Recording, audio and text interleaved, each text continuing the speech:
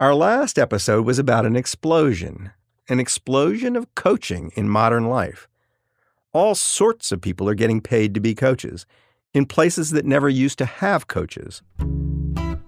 Big corporations, Wall Street trading floors, fire stations. People are declaring themselves coaches, not just of skills, but of states of mind, and getting paid to do it. So it's now more noticeable when you come across situations that cry out for a coach and no coach is around. When total amateurs who don't think of themselves as coaches are forced to coach for free because no one's doing it for money. Like this woman. I am Mehrsa Baradaran. I'm author of several books and articles on banking and inequality, racial wealth gap, etc. Mehrsa came to the United States from Iran as a child. Her family were political refugees. She's now a professor at the UC Irvine Law School, but it's not her job that matters here. Mehrsa's brother-in-law is the sheriff of a small town east of Los Angeles. He called her one day to say he'd taken in a high school student. She was his son's classmate and track teammate, and she was homeless. Her name is Kayla. Kayla kept getting kicked out of her home, like on and off, and finally permanently last year. And so their son, told his parents, and they just said, come live with us, right? Mehrsa found Kayla totally striking. 6 feet tall, self-possessed. But she's a 17-year-old African-American girl in a poor white town. Not just homeless, but working 2 jobs. Just trying to figure out how to survive. I don't know the exact date, but I think maybe around September, my mother kicked me out of the house. That's Kayla. It was something that, it happened before, but this time it was a permanent one. So I just tried to be prepared, but I mean, there's not much you can be prepared for when that happens. Why did she say she kicked you out of the house? This recent time, I think it was just maybe, I feel like a lack of appreciation. Maybe she didn't think I appreciated what she's done for me, because I think she felt that I was only there to finish my education and that I was using everything she gave me just to go to school. So yeah, I think that's probably the main reason why she kicked me out. Are you still in touch with her? No, I don't talk to her at all. Okay, so I asked Kayla a bunch of questions, but her new friend Mehrsa had asked her more. She learned that Kayla was a star long-distance runner, a great student too, who'd somehow maintain a grade point average of 4.0. Kayla had managed to take the SAT too. She just walked into an SAT center and taken it cold, without any idea of what it was. She got a score of 1260, which was better than 83% of the other people who took it. Mehrsa could see how badly Kayla wanted to go to college. And she knew from her brother-in-law that college was not the obvious next step for kids from Kayla's school. I mean, this is a high school, and I went to one of these high schools where the only recruiters that come to campus are like military and community college, if that. So most of these kids are not, 4-year college bound. When she first tells you what she's doing to apply to college, the first time you sit down and talk to her about it, what does she say and what is your response? She says, I said, well, what colleges are you applying to? And she says, well, I applied to a couple of like UC schools. I think she'd applied to like 3 schools at the time. She'd actually applied to 4 schools, state schools, because you could do that for free. Never mind the eventual tuition. Kayla couldn't afford the application fees. So I just asked Kayla, I'm like, hey, do you mind if I'll pay for the application costs and we'll just do it together. Would you be into that? And she was super into it, right? So she was like, absolutely, I want to do this. Anyway, that's how Mehrsa remembers it. Kayla recalls hesitating before she said yes. She was like, what colleges are you applying for? You're only applying to 4. Well, you need to apply to more. And I was like, well, I can't pay for this. And she was like, well, you don't have to worry about that. I got it covered. And at first I was really like, I'm not the type of person that accepts money from other people. It was the first time that anyone had offered to help her. And the situation was as new to Kayla as it was to Mehrsa. You could tell that she's hungry for the coaching and she wanted it. And so I could just see that. And And, I don't have a lot of time either, right? Like I have a full-time job and kids and all the other stuff. But when you see someone like that, you're like, okay, whatever it takes, I'm going to help you with this because who else is going to? Exactly right. Who else is going to? Kayla Sasser is the kind of kid every elite school in the country claims to be looking for. Marissa had the same thought. She also thought, oh no, I'm too late. I'm Michael Lewis, and this is Against the Rules, a show about various authority figures in American life. This season is about the rise of coaches. And this episode is about a place in American life where there should be coaches.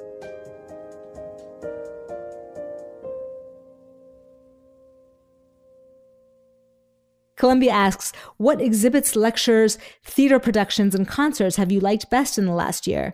I'm tempted to write Carmen at the Metropolitan Opera. Psych, my town doesn't even have a movie theater. Kayla Sasser's deadline for college applications was less than a month away. There wasn't time to hire an SAT coach and retake the test, or anything like that. So her new friend Marissa just starts grabbing applications to elite schools off the web.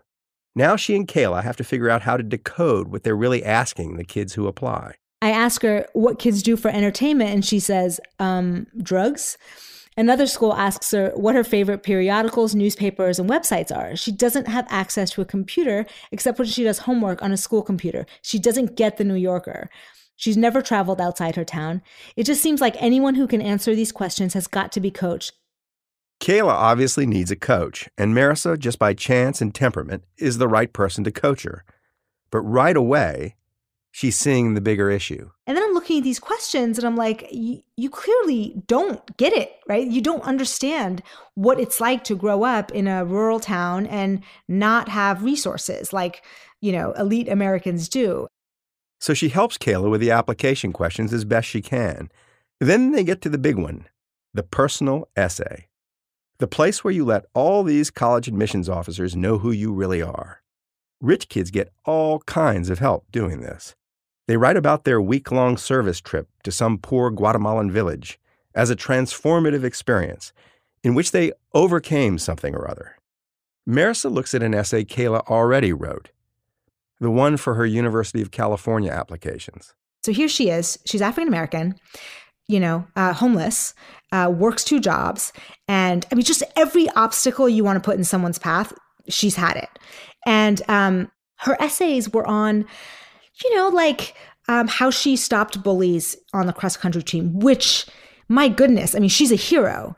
But there wasn't a lot in there where she was explaining to them the circumstances that she's overcome.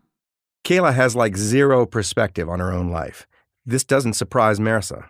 I'm a war refugee. I immigrated to America when I was 10. My mom spent my entire childhood in political prison. I saw, bodies hanging in Iran. And I wrote my college application on, how Alice Walker's The Color Purple changed my view of literature, right? So there was nothing in my 18-year-old college application about my background because I couldn't put it into words at the time. And when you're 18 or 17, or at least when I was and when Kayla is where she's at, you don't want to put that front and center. You don't want to be a victim. You are a survivor. You're just like everyone else. You're normal. And you should be. It's not like Marissa wants Kayla to relive her trauma for the benefit of college admissions officers.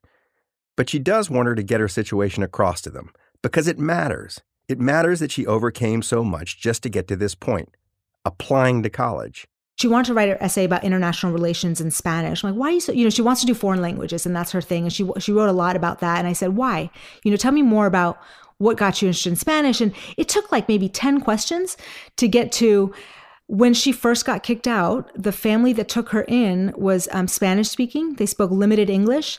And she felt like she really wanted to communicate with this family and she couldn't because she didn't speak Spanish. So she, started listening to podcasts and books on tape just to learn Spanish so she could communicate with this family that was taking her in. That's the story, right? Yes. And for her, it was just, I'm really interested in languages and I want to go study abroad and see how the world is and all of this stuff. Marissa went to a high school just like Kayla's. She knows Kayla because she was Kayla once. And now she's her college application coach. Multiply this story by thousands, and you never know. Maybe it changes the world.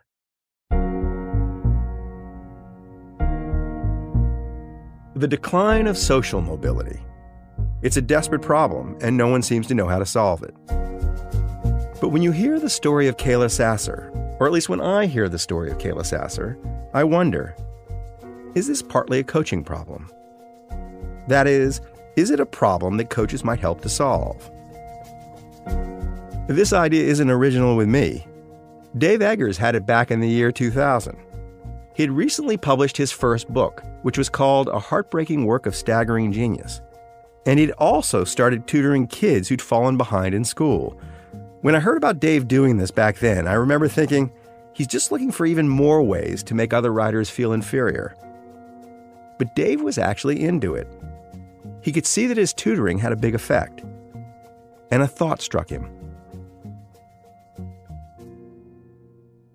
The teachers here in San Francisco that I knew might have 100 or 150 students a day, and they just didn't have enough time to reach and bring every student up to grade level, especially on their English writing and reading. And so they kept saying, if I could clone myself, I could give all of these kids the time that they needed. And that just sort of sunk in and rattled in my brain for a few years. And finally, we thought, well, maybe we could use all of this available time among the writers, editors, freelancers, journalists, graduate students that we know, and have them become this clone army, helping the students bring each student up to grade level by giving them that, hour or two of one-on-one attention every day after school. And it worked, and it grew kind of rapidly. Dave rented a building for his clone army. It was in the Mission District of San Francisco. He named the organization for the address, 826 Valencia. In the back was the McSweeney's publishing offices, and the front was all going to be the tutoring center, but that's when the landlord told us that the front was zoned for retail, and we had to sell something in the storefront. What are the eye patches? Do you know where the eye patches are? This eye patch is over right on that. That's when we came upon the idea of selling Buccaneer supplies to working pirates. All sorts of good stuff. Yeah. Spyglasses, too. Whoa. 826 Valencia became both tutoring center and pirate gear retail store. Yeah, that's awesome. Soon Dave opened another tutoring center in Boston, which sold Bigfoot-themed merchandise, and yet another in Brooklyn, which sold superhero equipment.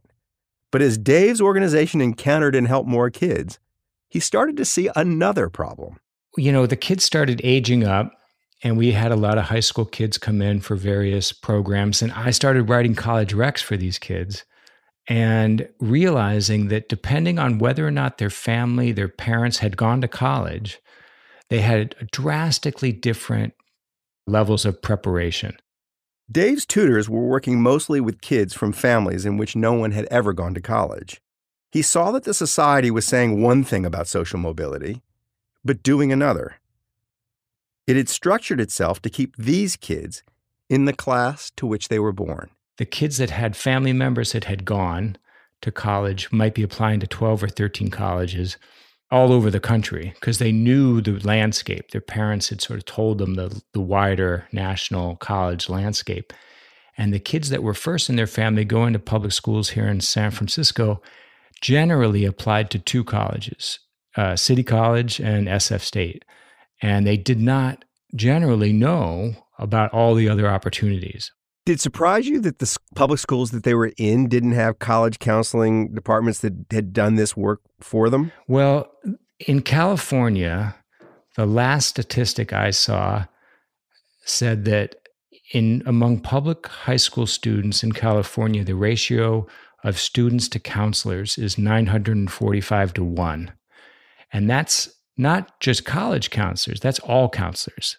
So I keep on meeting counselors that would say, I'd say, well, what are your goals this year? And she would say, my goal this year is to meet the students in my cohort, just meet them, let alone spending maybe 10 to 12 hours per student that you might need to properly prepare them for college.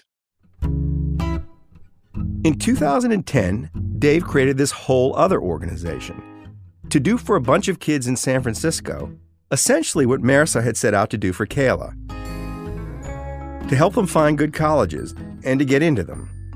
Dave called this new organization ScholarMatch, and it was indeed able to help a couple of hundred high school kids get scholarships. And all seemed well, but all was not well.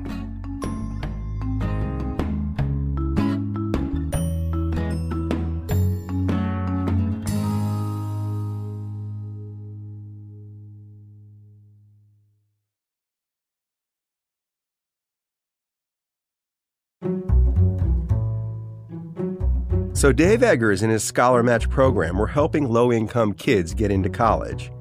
But once the kids got there, they had a bunch of problems that Dave hadn't anticipated. Stress about work, stress about planning an hourly schedule, stress about their families back home, health issues. And the kids started dropping out.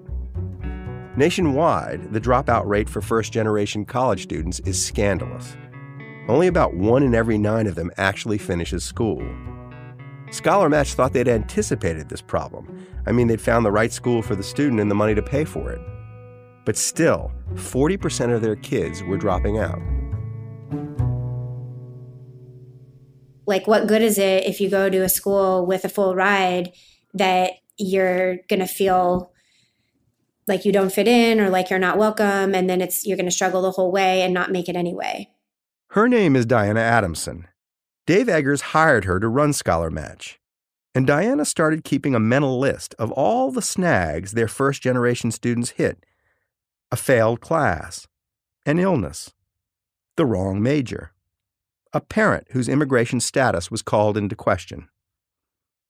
These kids were being dealt crippling blows by things that privileged kids might treat as bumps in the road. And the blows could come before they even set foot on any college campus. The summer before the start of college was especially fraught. So there's 2 things that happen in that summer. One is they have to put in a housing deposit to reserve their dorm, and it costs a couple $100, sometimes as much as $400. Most of our students have a little bit of difficulty of coming up with $400 in a week, to send off to the school. But if you don't do that, then you run the risk of not getting put in a dorm. And we've seen that happen. And so then a student gets the money, but it's late, and then they're not prioritized for a dorm placement, and then they suddenly don't have a dorm. They have to live off campus as a freshman, and it just becomes the first step in the unraveling of, oh, what am I doing here? I don't belong here. First-generation college students from low-income families were in some ways incredibly robust. I mean, just to get into a college was an amazing achievement. But they could be derailed by problems that money alone couldn't solve. Even my family disagreed with going to Ohio. Meet Andy Sa of San Francisco. And your parents had not gone to college? No, I think the farthest they got was in high school. Were they born and raised here? No, they're all from China. Are they? Yeah, none of them speak English.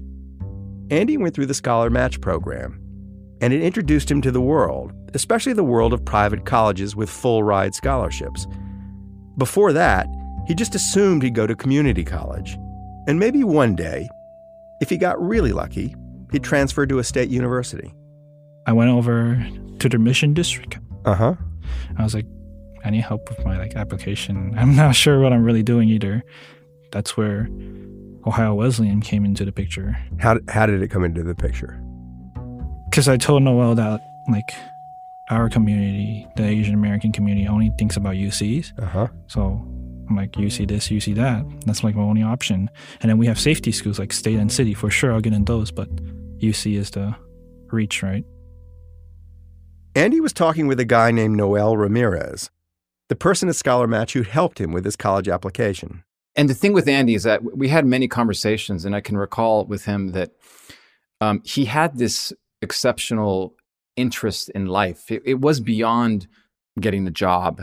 I think in his letter recommendations I wrote for him that I said that he was the type of student that wasn't only interested in, getting a job, getting married, buying a house, having kids, buying a pet.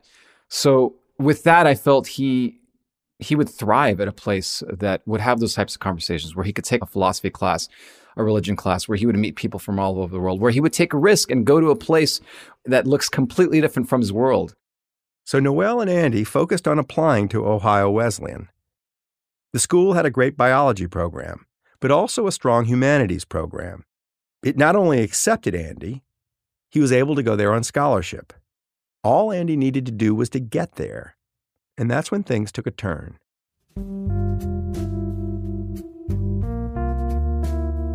Keep in mind, this is like my second time flying. I did not know what to do. Andy's only other time flying was when he was 6 months old. He had no real experience with travel, and at the San Francisco airport, his plane was fogged in. By the time he landed in Chicago for his connecting flight to Ohio, the flight was gone. What do you do? I walked around just following people who were like on the same plane with us to going to Ohio, just listening to what everyone's saying. And some were like, I'm going to go to a hotel and sleep. And I'm like, I don't really know this neighborhood. Like, I don't want to take that risk. He's now living in his head. So I walked around more. They gave us a food voucher and I got my food from McDonald's. And I decided like, it's not worth going outside. I should just sleep in the airport. But then someone told him he needed to go to the ticket counter to get on the first flight out in the morning. And Andy met his first gate agent. The airline person ripped up my ticket.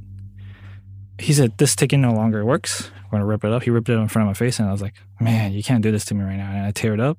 So you thought he was taking away your ticket? Yeah, like, I thought I was going to be trapped in O'Hare. I was like, why'd you do that? Like, I started tearing up, yeah. That was like my first time crying. So, really?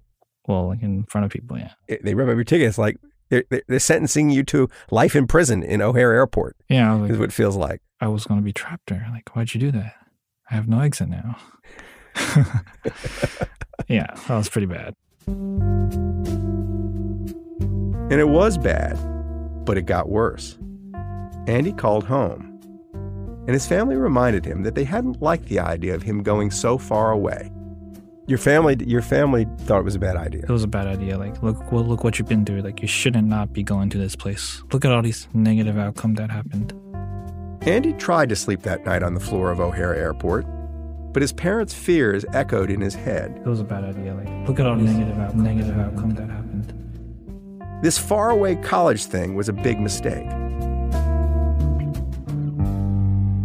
And he comes back like with this terrible attitude about the trip, saying, I don't want to go anymore. It's not worth it.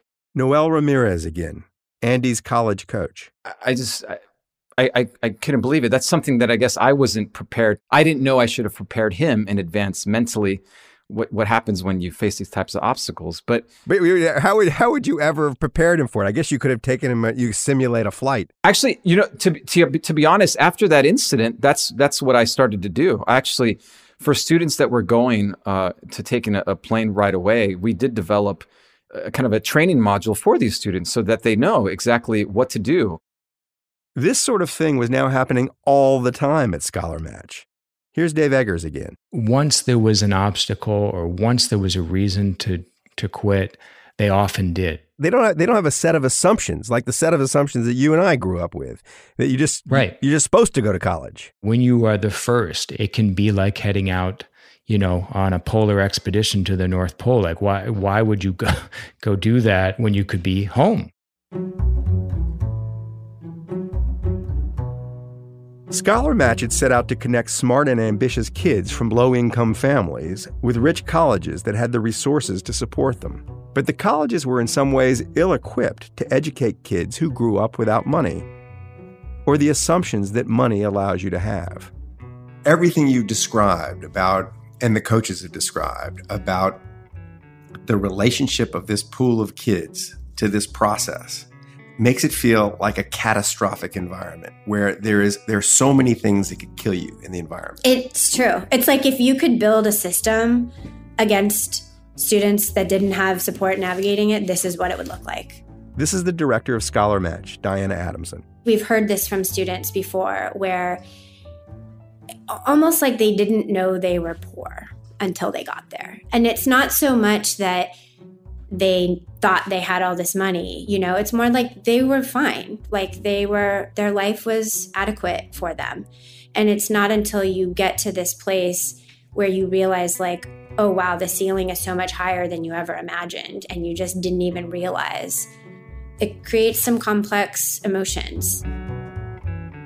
A bad grade on a paper, or God forbid, an F. It can feel like the end of the world for a lot of kids in college, but it's so much worse when no one back home has any clue what you're up against.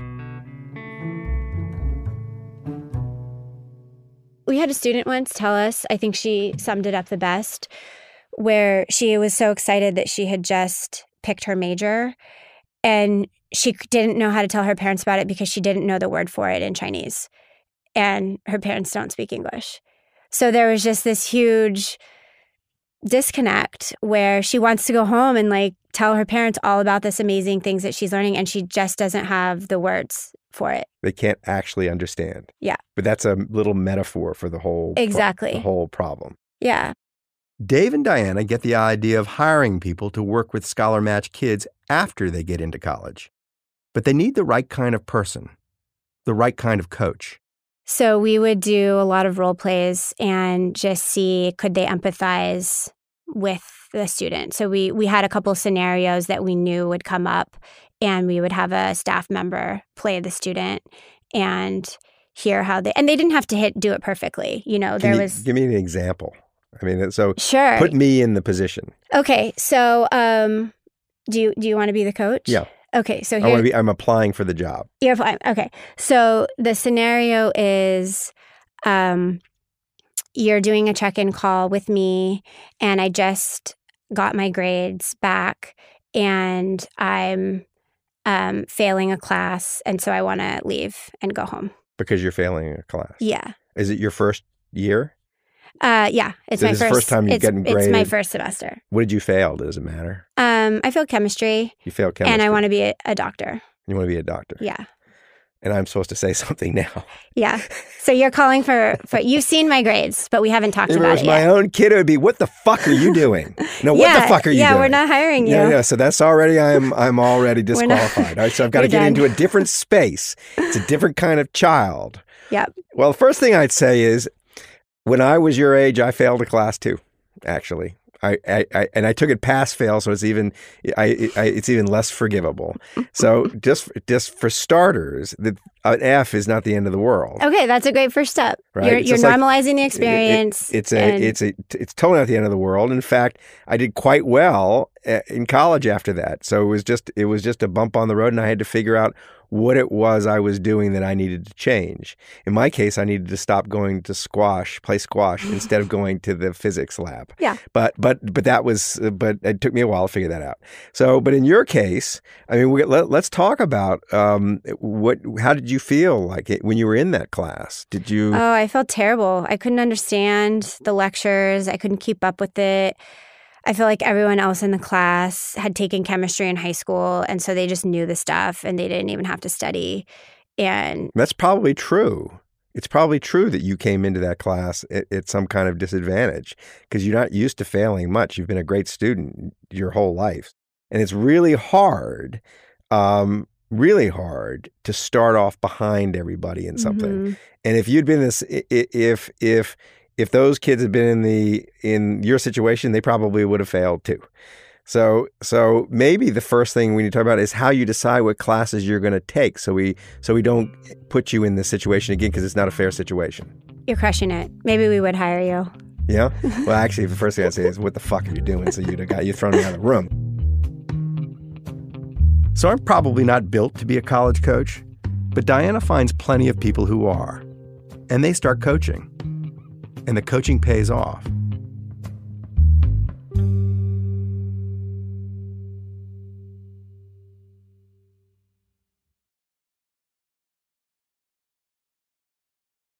ScholarMatch has started out almost as a technical advisor for kids on how to apply to college, how to apply for loans and grants. But in short order, it became something else, a place where students could be coached as they tried to move from one social class to another. The new coaches became deeply involved in the lives of the students, and they had astonishing effects. The graduation rate for ScholarMatch kids went from 60% to 81%, which beat the national average for all college students, never mind first-generation ones. Coaching these kids all the way to a college diploma costs ScholarMatch roughly $13,000 a student. The expected lifetime earnings of a person with a college degree is $1.2 million more than a person who doesn't graduate from college. But it's not only that. A college degree in a family that's never had one, that has even more ripple effects. For instance, it makes it a lot more likely that younger siblings will go to college. But the ScholarMatch coaching was also having effects that were harder to measure. I didn't really see myself going to college at all. None of my friends that I grew up with did. This is Luis Mendez. It wasn't something that was possible for me, given my academic background, given the things that, I was into. And if you want to get a picture, I grew up here in San Francisco. We grew up doing what teenagers in the city do, vandalizing, smoking weed, drinking, and all that. Luis got himself thrown out of high school his junior year, and he went to work doing odd jobs. When I was 16 or 17, I started reading books, right? My stepdad, he was incarcerated for about 8 to 10 years. He knew all the classic books. He had read them all while incarcerated, right? And he started passing them down to me. Napoleon Hill, Think and Grow Rich, Rich Dad, Poor Dad. All these books, they're saying, if you think it, if you believe it, was all the cliche stuff, right? But I bought into it at the time, like, hey, like it is possible for me to grow and do something with my life. And Luis turns a corner, gets a GED, goes to community college, gets a variety of part-time jobs, and gets himself into UC Davis on his own. And then? I was walking in the neighborhood. In the Mission. Right, in the Mission District, Valencia. And it was the summer before I started school at UC Davis. Luis had spotted the ScholarMatch office. He'd already gotten himself into a good college. And you'd already figured out how to pay for it up to some point, or had you not? I figured that there is going to fall into place. Right? I said, we'll figure it out. All Luis needed at the time was access to a computer, so he could take his UC Davis placement exams. ScholarMatch let him use a computer, and so Luis kept coming back. And they grew so fond of him that they offered to help him out more. He hadn't gone through their program, so they couldn't give him money, but they could give him a coach. What's the coach's name? Kate. Luis had zero sense at that point that he was going to need Kate. But as it turned out, UC Davis was a shock to his system. The campus was only an hour or so away from where he grew up, but it was the first time that he felt like he was in another world. I mean, like, did you have trouble making friends? You don't seem like the kind of person who's going to have trouble making friends. Well, my story, I don't want to blame it on the campus. I don't want to blame it on the population or, the design of the program or anything like on demographics. But for whatever reason, I did have a challenge of going deeper in my relationships with students on campus. I would see students that were like the best of buds, right? And me, I was the guy everyone knew, and I was cool with a lot of people. But I don't think I ever got to that deep, consistent connection with other people, my peers. Huh? Yeah. Because you felt different. Luis tried going to a frat party. Didn't like it. I actually found my place in the Christian community, but on a day-to-day basis, it wasn't a deep connection, I guess, with my peers. That's unusual. That strikes me as odd that you were so enmeshed in the Christian community and it didn't yield deep relationships. I would think it would. Right. Yeah. Because that's the idea behind it, right?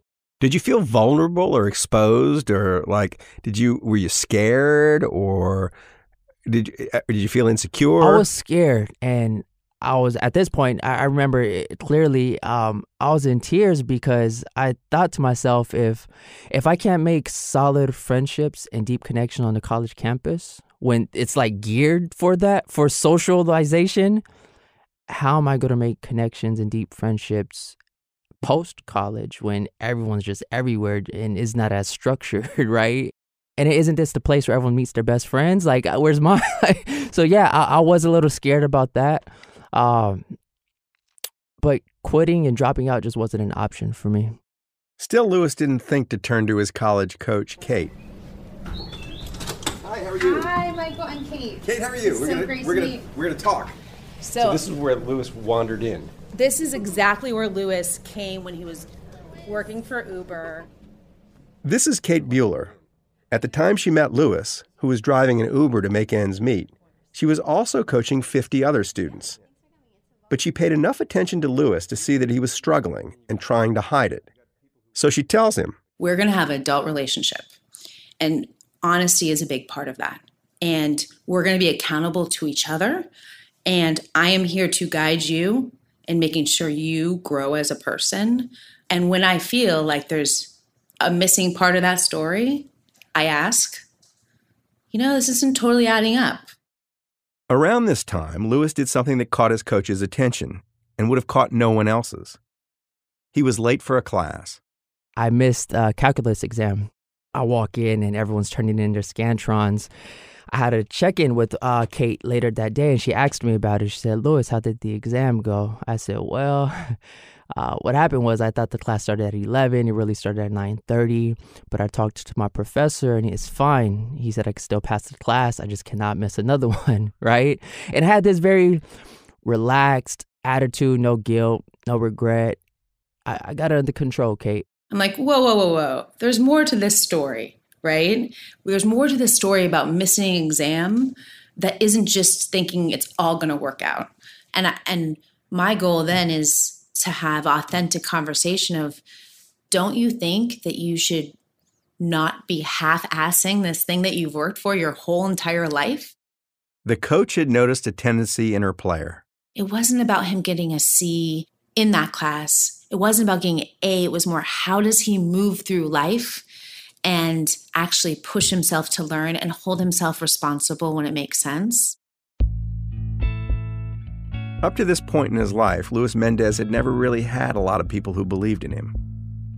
How did you decide she was someone you trusted? It's a good question. I think I had been waiting for such a long time for an authority figure, because growing up from just my mom being stretched super thin by all 5 of us and work and everything, I never had anyone to tell me what to do. So it's almost as if Kate finally answered or met this need or this longing of having someone to tell me to go to class, right?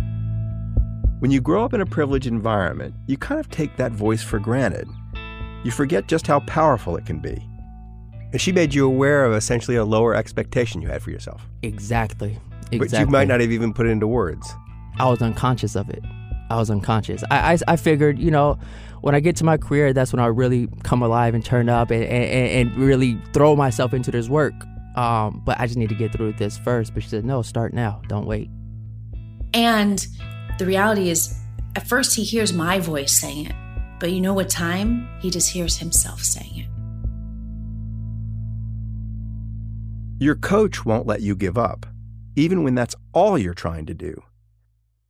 Andy Saw hit a snag in the O'Hare airport and then flew back home. He just wanted to give up.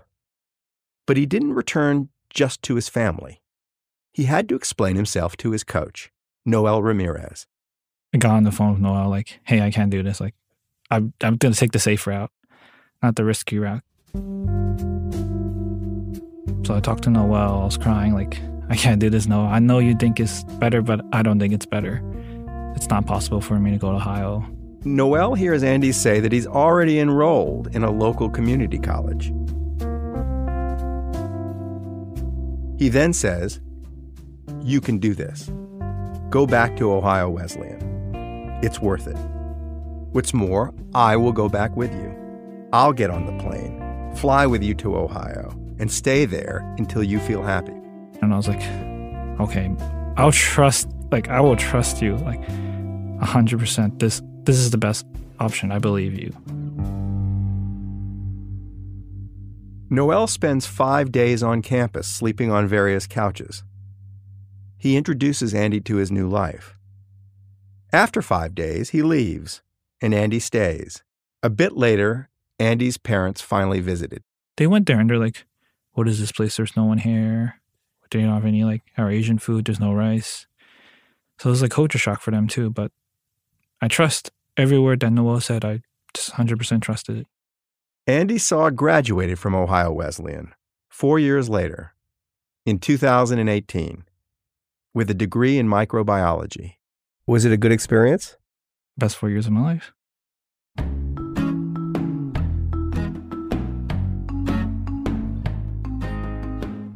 I'm Michael Lewis. Thanks for listening to Against the Rules. Against the Rules is brought to you by Pushkin Industries.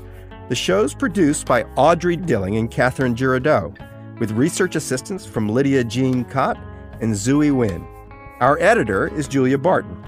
Mia Lobel is our executive producer. Our theme was composed by Nick Britell, with additional scoring by Stellwagen Symphonette. We got fact-checked by Beth Johnson. Our show was recorded by Topher Ruth and Trey Schultz at Northgate Studios in Berkeley. And thanks to BBDO San Francisco for providing audio for this episode. As always, thanks to Pushkin's founders, Jacob Weisberg and Malcolm Gladwell.